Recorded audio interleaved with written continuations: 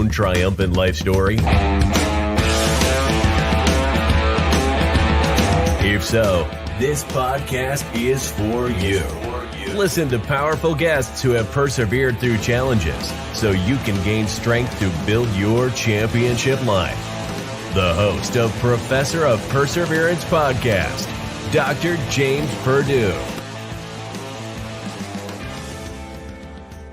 Hey, come on in again. Today it's time for us to get all fired up, get some motivation, inspiration, get some education, just get a little bit of something to hang on to get us through another day. You know, we do struggle in life. Then we get over it.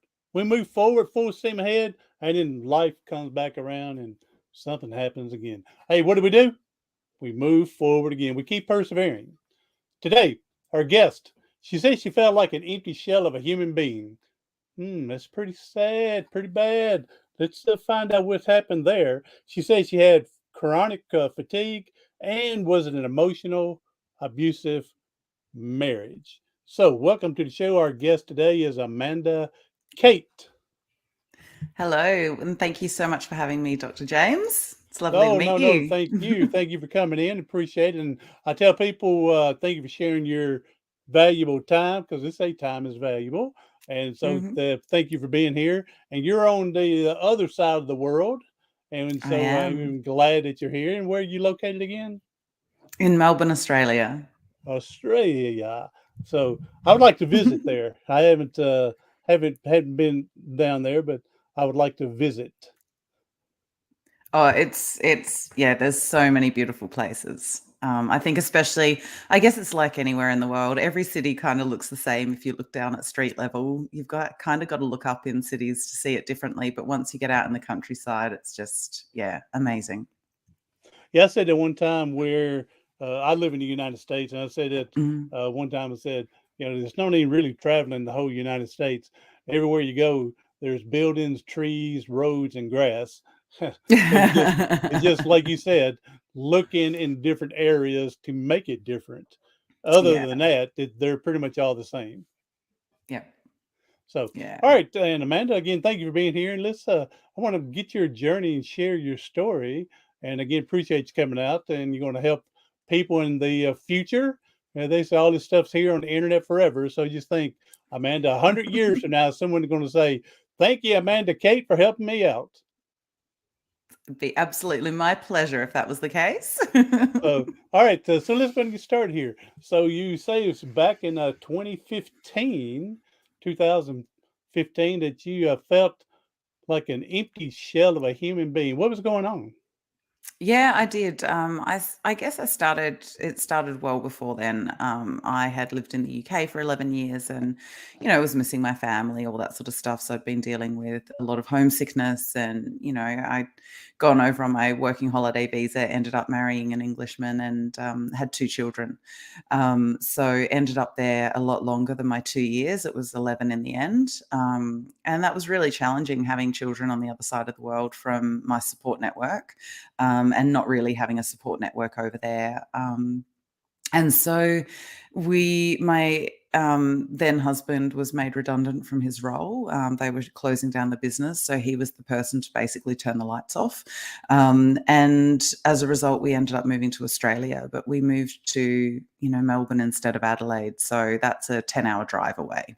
Just to give you some perspective. So everyone was like, yeah, are you excited to be going home? And I'm like, yeah, I am, but it's, almost home. Yeah, almost it's not quite home. And, there were a lot of stories obviously around that, but in 2013, so we moved back here in 2011, so we will have been back here nearly 11 years now. I started needing 3-hour naps in the afternoon. I was absolutely exhausted. The first 6 months we moved here was amazing, and then everything started going back downhill again. I kind of thought that maybe the move would save us. It would save our marriage. It would save our relationship. And things just got worse and worse and worse. Obviously for him, he had a lot going on. It was the first time he'd lived away from his family, and, they were quite a close family. And it was one of those things that he was struggling. I was watching the kids struggle. My son used to skip off to school. He was so excited to go. And within a few months of being here, he was, complaining of tummy aches and his shoulders were drooping. And he was just not the happy-go-lucky boy we'd brought back to Australia with us. And my daughter was having, 4-hour tantrums in the afternoon or in the morning usually. And so they were all struggling and I was holding it all up. And basically I just crumbled. I couldn't keep holding it up for everybody else. And I'd been seeing doctors. They were telling me how healthy I was, and I'm going, I'm not. There's something going on here. And in the end, I got a mental health care plan. I got referred to a psychologist. I booked in for some mindfulness courses. And then the receptionist at the psychologist said to me, so what's going on for you? You sound pretty stressed. And I kind of gave her that, which was, what I felt was the more socially acceptable answer rather than I'm falling in a heap and I don't feel like a human being anymore. And she said, okay, that's all well and good, but who's got your back? And all of a sudden that was it. I just crumbled. I said, nobody ever has. It doesn't feel like nobody's ever had my back. And so she's like, well, that's a lot to put on one person, isn't it? And I'm like, yeah, but that's just, kind of my role in life. I've just got to suck it up and keep moving. And she's like, let me ask yeah, you, that's kind of not normal. Is this the therapist talking or the receptionist? The receptionist. See, yeah, this the is receptionist amazing. on the phone. She picked it up. This is amazing that the receptionist is doing the work of the professional here. Well, this is, yeah. I mean, for her to be that knowledgeable or awareness. Yeah. I mean this in a good way. Yeah. Not that, Oh, not no, that it was she's amazing. being nosy or being surprised with life. I'm just glad that she's that aware to be able to think that. Yeah, I mean, because a lot of receptionists here where I live is, what time do you want to come in to see the doctor? What day? Yeah. They don't open up and ask or do any of that. It's what day and what time is good for you, and that's all they do. Yeah. Yeah. Well, she'd asked me because I was asking both about the psychology and the mindfulness courses, and both of them, I still remember when it was. It was the end of April. It was around the 20th, roughly, that I was booking in, and she couldn't get me in until the middle of May for my psychology appointment, and then the mindfulness classes didn't start until the end of the May. And so she said to me, "Well, have you ever thought about seeing, a Reiki healer or a kinesiologist?" And I tried Reiki before and it didn't really resonate with me at the time. I love the sessions now. Reiki is like hands-on healing. Okay. And so I was a little bit, I'm not sure about that. So I said, look, right now I'm willing to try anything. So book me in with the kinesiologist. And now kinesiology is slightly different over here. It's more energy healing. It's looking at the flow of energy through the body, making sure there's no blocks. So what it is, it's shifting the stresses out that are causing blocks in the body so that you can return to that innate healing that your body has. And that first session just changed my life. She said to me, you don't realize how emotionally abused you are. And there are a number of relationships that I'd had that really came front of mind. And I was like, okay, then I get it. It took another 4 months to realize that my marriage fell into that category as well. And then it took me another 4 months to get up the courage to leave. And so, it was just the start of this incredible journey. And I remember, I still remember, it was the 24th of April, 2015 that I had my first kinesiology session. I don't know why that date sticks in my mind. And on the 24th of October, I was sitting in the classroom having my, orientation day to study kinesiology. So it was literally 6 months to the day later that I was going, right, I've got to learn this. So, yeah, and it just started me on this. Yeah, it was phenomenal. It was just this, I had found this whole new world that delved beneath that surface. Like in all these years that I've been seeing doctors, not once did anyone ask me about my support structures, about my relationships, about my anything to do with the stuff that actually holds us up and holds us together. I'm all for the support structure, or I say tell people, think of it in the movies, supporting cast. And an example I give people is, we can't win the Super Bowl or the World Series or any championship without supporting teammates, cast, people that can be there. We don't have to Yeah. love them. We don't have to like things they do. We don't have to agree with everything. But the thing is, we respect each other, and Mm. then we're on the same mission to make each other and us better. Yeah. Yeah, absolutely. I talk about it that, especially with clients, I'm looking to build their internal scaffolding, which is their own internal tools, and also looking at what their external scaffolding is. So looking at basically supporting them from both sides. It's building those internal tools, those internal resources, so that when they don't have anybody to turn to, they have that access to something that will Hmm. help them in the moment. And also then they've got those external things. And even if, I read a couple of studies where a lot of, I can't remember the percentage of Americans don't even have, one emergency contact or somebody that they feel they could put down as an emergency contact. And we're Yep. such social creatures. And so I do suggest, to people, that I see that are in that feeling that they don't have that external scaffolding, to start creating those opportunities to meet those people, whether it be going to different groups or clubs and also getting professionals that they can go to, that they feel safe with, that they know they can share with. I always find it amazing that people come straight through to the first person that they're referred to, and very few people pick up the phone to people who are going to mental, emotional, and spiritual health. And yet we'll spend ages choosing a pair of shoes or an hour, an Oh yeah. occasion, shopping around for a new car, like that. And so, I really recommend that to shop around and find a few health professionals that they can go to for that help if they don't have that external scaffolding, in their own families or in their friendship groups. Here in America, I don't know the statistics, but it's a very, however you look at it, high number, low number, but that a man can say is so Mm, close of a friend, has so close of a friend that they would open up to him. We're just so bottled up, yeah. and for Yeah. whatever reason, but that's it. Yeah, it's not good, and but we're Yeah. so bottled up.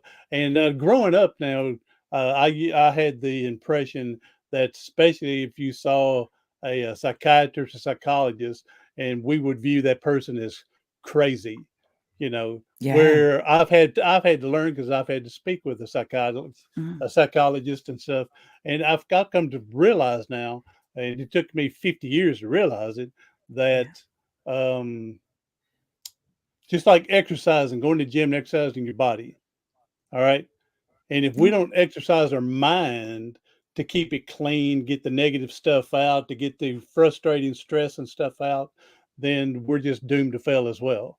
And so when Yeah. exercising your body, you're only doing half the work. When you got Mm. another part, a valuable part that's got to be exercised as well. And whether you want to talk to a psychologist, psychiatrist, it's got to be somebody you can open up to, Yeah. and without fear and judgment. An interesting point on that, you sort of say the body's half the picture. Well, actually, quantum physicists have proven that the universe is 4% physical matter. So when you look at this meat suit that we're walking around in, Hmm. it's 4% of the picture. So what the other 96% is our energetic health, our emotional health, our spiritual health, our relational health, our financial health, our transformational health. All of those different aspects of us come in to make up the whole. And most people put most of the focus on this physical body. Hmm. They wait until it's screaming in pain before they go and get help. But if you look back on any physical pain you've had, there will be a preceding amount of either stress or tension or emotional distress or emotional discomfort, something happening that is giving you clues that this ain't quite right.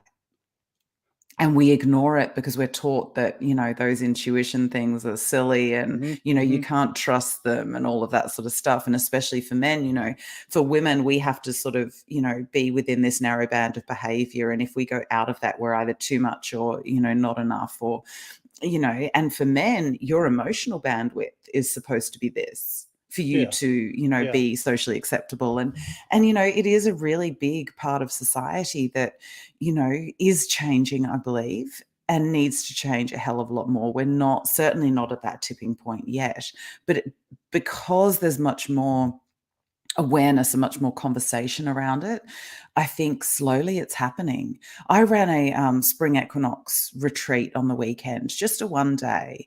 Now, I only had a couple of women there because I did it on grand final day. It was a silly day, but, I couldn't change the equinox. And our grand finals, so Australian rules football. But I had probably about 4 or 5 men say to me, could we come? And that is the first time I have put out a women's circle that men have gone, actually, could we attend as well? So men are looking for this kind of space whereby they are held in a safe environment to start questioning what's going on in their internal world. And that actually made my heart sing, because it means that the message is getting out slowly but surely that it's okay. That it's okay to open up, that it's okay and necessary to talk about the feelings that are going on within. I think times are shifting, like you're saying, where men and people in general realize that there's more to it, like you said, in life, and it's more complex than what we already believe in complex, that we've got to nurture other areas of our life, like I just mentioned, than just physically working out our bodies. It's Yeah, all the other stuff. It's all involved. That's got to be exercised and worked out as well. So yeah, absolutely. and I Yeah, think 100%. part of it again, it come down to, for me, I would think for a man, it would be the fear of judgment. You're Yeah. weak if you go and do this. You're weak. Mm. How are you handling your own life if you can't do? And I think just the fear of judgment for a man, Yeah. that that I'm not real a true man if I don't. But I'm And like you. it's I believe it's shifting. I believe it is. I believe yeah. it is shifting. The younger group are going to know better. Also looking at that judgment, it's quite fascinating because most people would judge what they're actually jealous of. So when Okay. people judge you for that, there would be a lot of people going, "Oh God, I wish I could do that, but I can't. So therefore I'm gonna," and that's not a conscious thought, of course, by the way. It's all Mm. subconscious. They're not No, I consciously got you. I going, I'm got gonna you. judge you because of this. But a lot of that will come from their own insecurities. Our all of our judgments come from our own insecurities, our own inner thoughts and emotions, and our own internal patterning. And what often happens is, and I see this a lot with teenage girls, especially in clinic, is so you look across, I don't know, say the schoolyard, and obviously we can all put this into our own environment. You see that moment is you all of the things that you've been conditioned in person, and then you look back at yourself and but they have a completely different conditioning pattern because they've been raised by different parents, circumstances. But Hmm. they're doing the same to you. They're putting all of their own insecurities and beliefs and everything into you and assuming you're thinking about them. So you're both actually doing exactly the same thing. And what you're doing is, oh my God, that person's judging me. They're thinking this. They're thinking, oh my God, do I have something on my face? But that person's thinking exactly the same thing. Oh my God, that person's judging me. Blah, blah, blah. And what we're doing in that moment is we're perceiving their perception of what they think of us.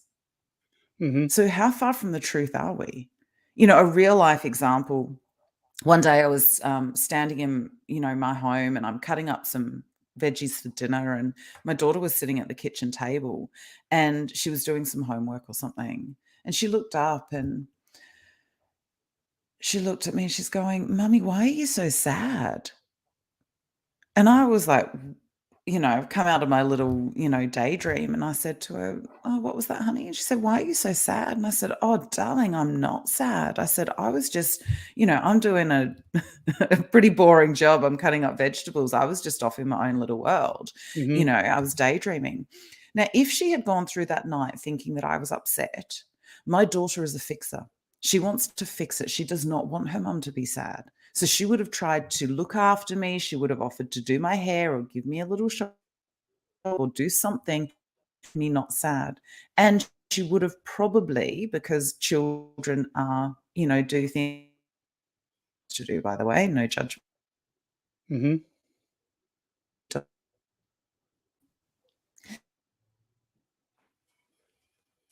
We were able to clear that, recognize that basis. Well, Amanda, we're breaking And up so here, it's just a Amanda. really interesting thing when we about what other people are potentially judging. Oh, are Yeah, we? we broke up a little Oops. bit there. We got far back as your daughter being a fixer, and she would give you a massage or something, and then you started breaking up. Yes. So maybe you can pick it up from there So what again. was going on? Sorry about that.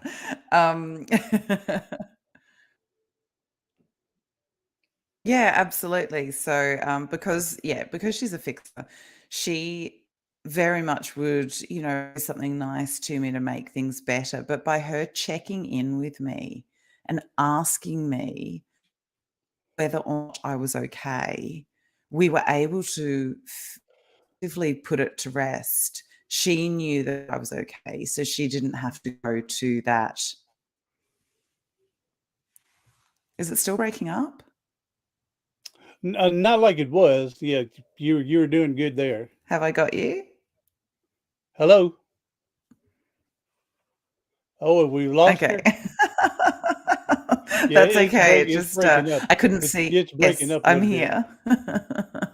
So, all right, yeah, we got to the there where your daughter, yeah, that y'all had a little talk and All right, let me where she wouldn't see. be so consumed. Yeah.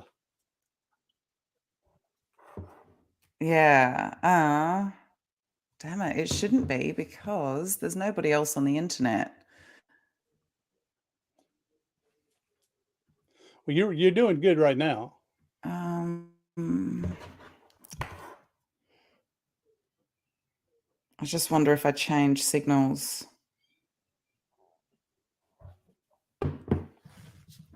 I will give it a go at changing signals. I won't be a sec.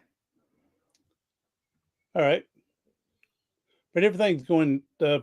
It's just breaking up a little bit, and so yeah, to think the is it just um Are we is back? are yes, you're back now. I changed signals. It looked strong from my end, but clearly it wasn't. So I figured I'd change signals and just get something a little bit more stable. But right now that looks Apologies for better than it that. was but that's right now it looks better than it did a few minutes ago. So all right, so Good, yeah, good. well I'm glad your daughter's cares for mama, and so that's good, and so she'll be taught and trained how to be better, to be a better person in life. That's good. So uh, but yeah, it's amazing how we're I'm a firm believer that we all are insecure about something. I mean, I don't care who Mm, you are, the richest person, the happiest person ever in life, and everything. There's something that bogs you down that you're hiding it from everybody. Okay, yeah, and that's the thing about people outside in the world is they hide what they don't want you to know.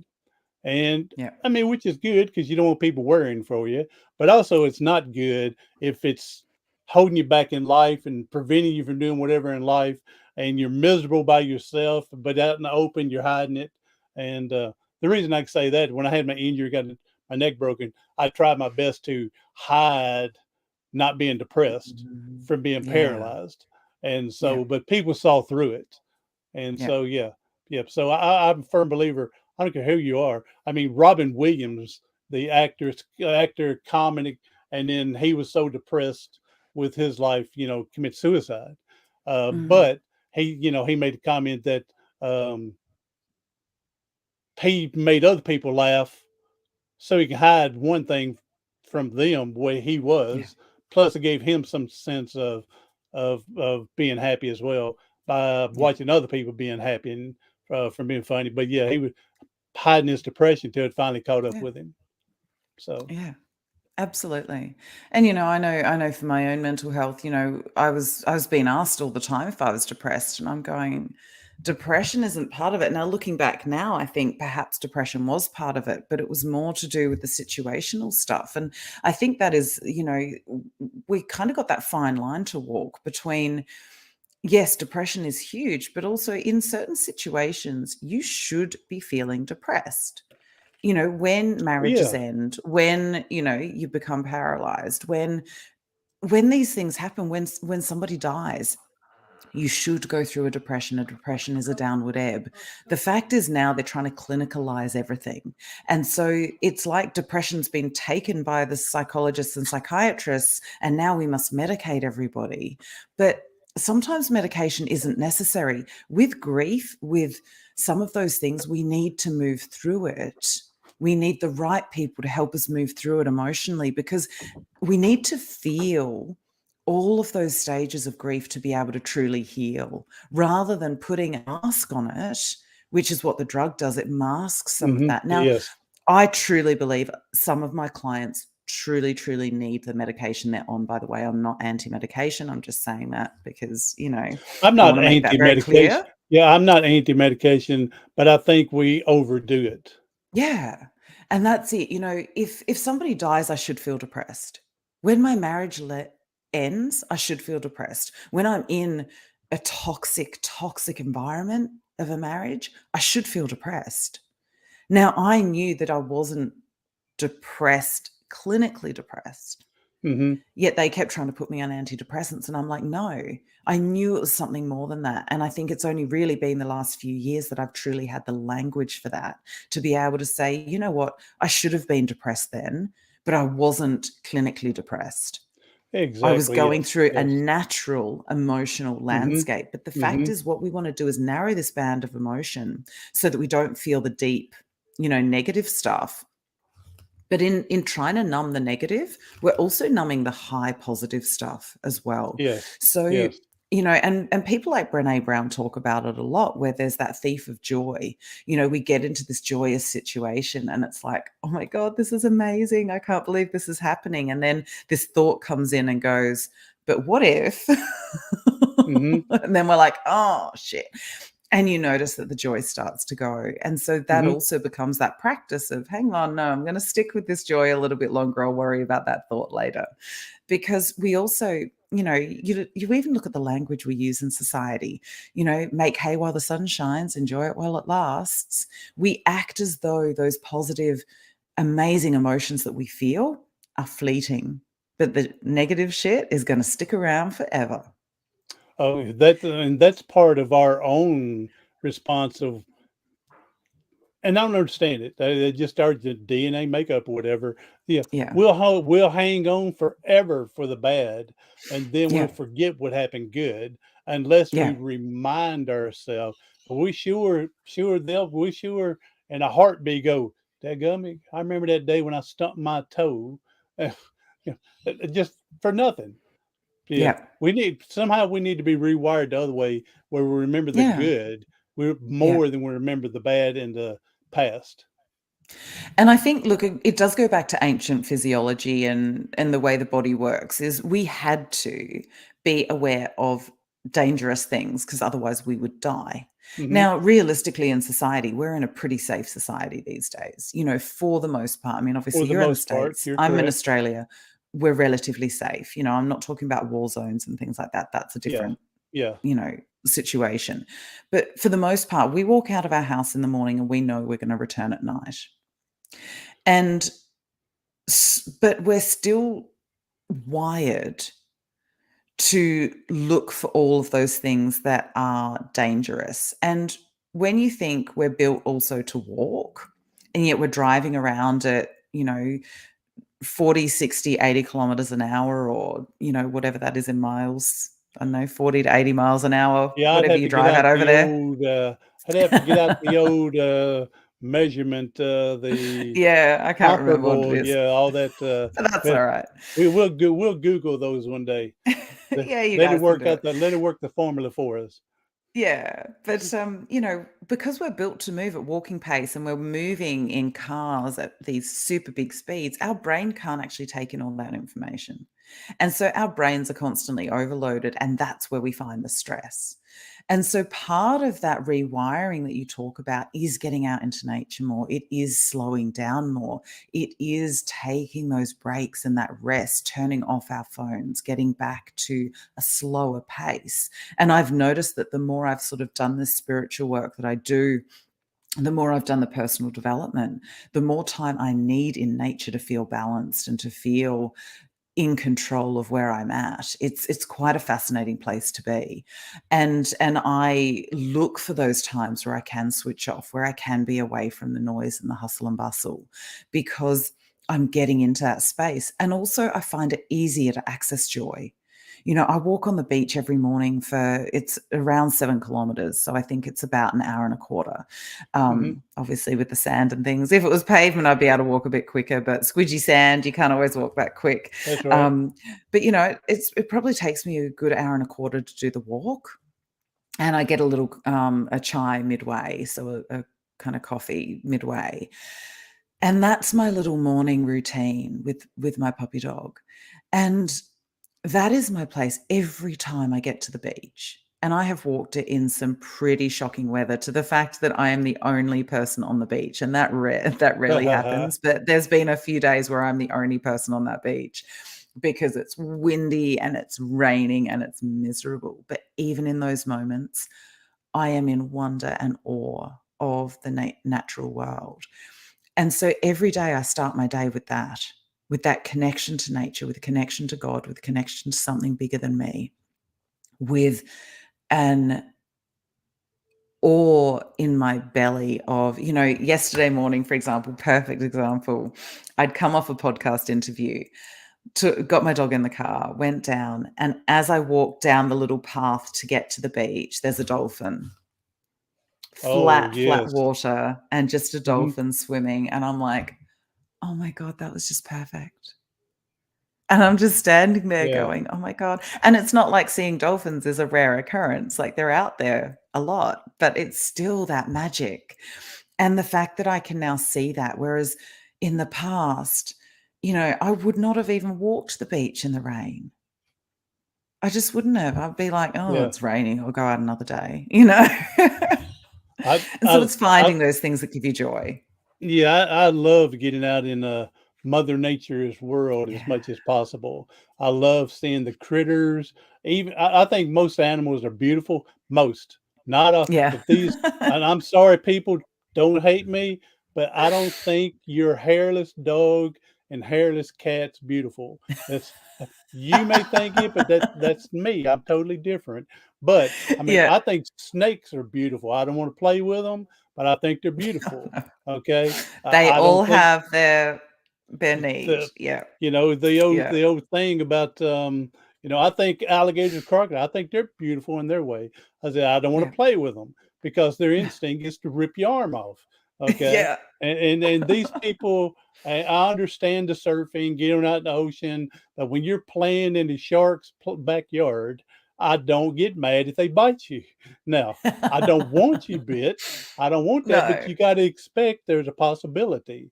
And so, Yeah. but I think I'm a big lover of Mother Nature and so much tranquility, Mm. getting out of the hustle and bustle, like you said, Yeah. relieve a lot of stress, open your mind, slow Mm. your mind down. Yeah. And looking at the whole big picture. Yeah. I'm all Yeah. for that. And connecting to something greater than ourselves. I think so often we get wrapped up in our world and we get wrapped up in our daily stresses and all of those things that are going on, and realizing that there is something bigger. I actually said it to a client. I've said it to a few clients recently, but the first time I said it to a client, I was like, oh, I don't know where that came from. There you go. But when people are talking negatively about themselves, when they're doing that, the I'm fat, I'm ugly, I'm stupid, I'm whatever, and they're saying Hmm. horrible things about themselves, you are basically telling God he made a mistake. What gives you the right to Yeah. do that? Yeah. What gives you the power to tell God that he screwed up? He has put all of us here for a reason. Now we You have didn't. free will choice as to what that reason, what we do with Yeah, that. yeah. But for us to sit and be so nasty to ourselves, because so much of the stuff that I used to say to myself, there's no way I would say to a loved one, to, somebody that I respected, actually to any other human being. Even if I didn't like Well, them, I probably I was wouldn't have getting said ready what to I said say, to isn't it? myself. Yeah, I was going to say, it is so incredible that we're so much Mm, harder on ourselves than we yeah, think the people outside our world. We yeah, worried what other people say about us, what they think about us, what they're wondering about it. But then we're, like you yeah, said, I'm so fat and ugly, I can't believe that. And then, yeah, we're so hard on why we worry about what anybody else saying. We're going to do it to ourselves anyway. And so, yeah, yeah, I've been there, and I'm sure I go in and out of that state. I'm sure because we're not perfect, but I've yeah, tried to try to catch it as fast as possible and shut it down and come back mm, with the good stuff. But yeah, yeah, it's amazing how we're so hard on ourselves. yeah.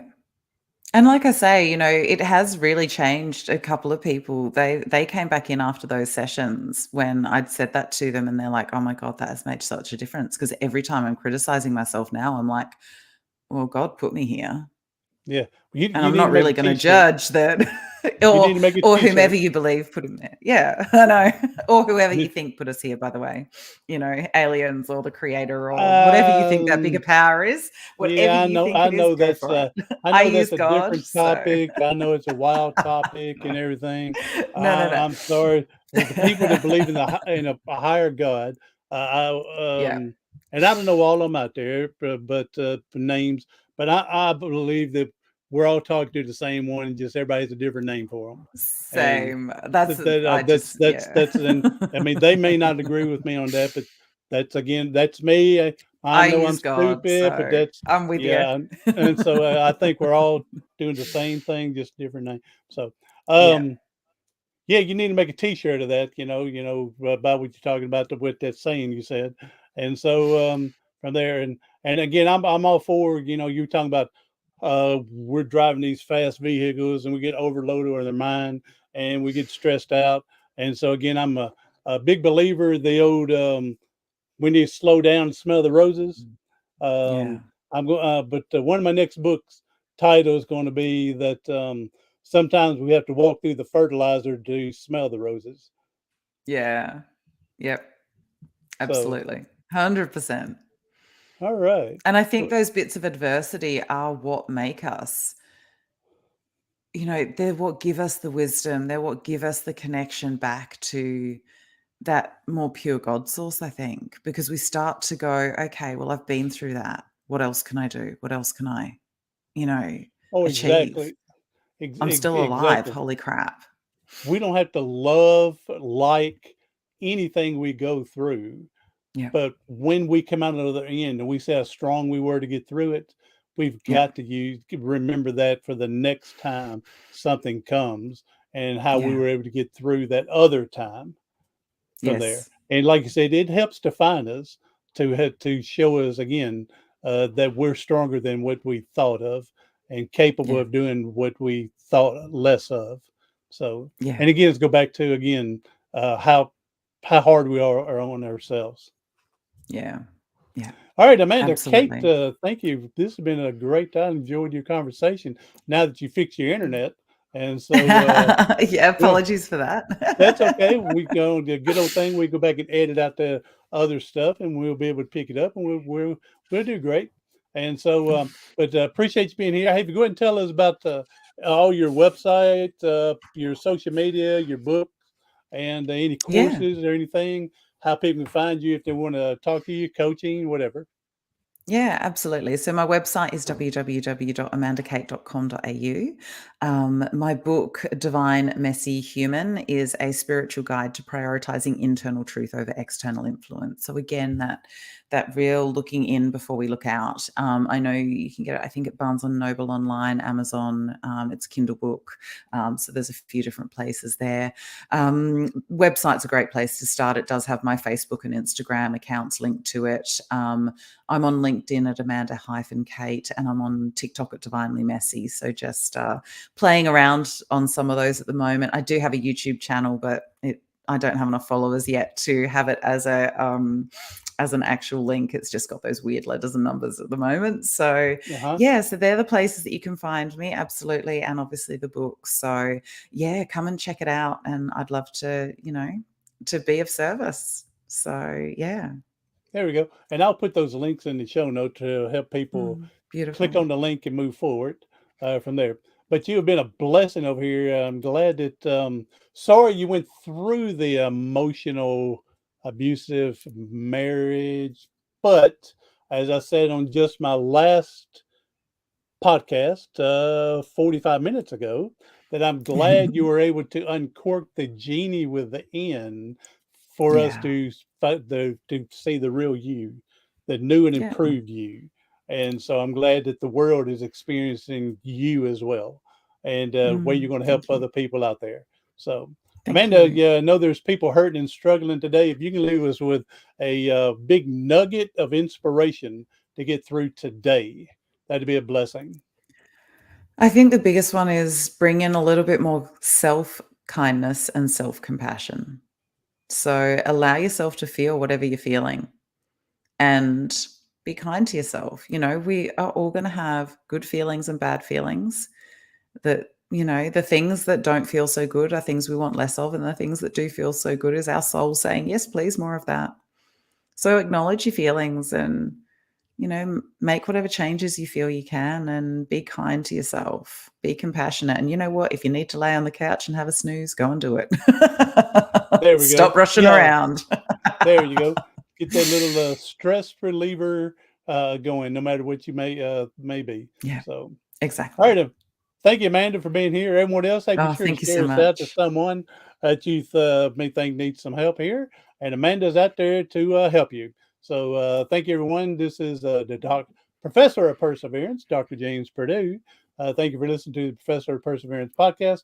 Do something today, tomorrow, something next week that's going to help you persevere past your paralysis.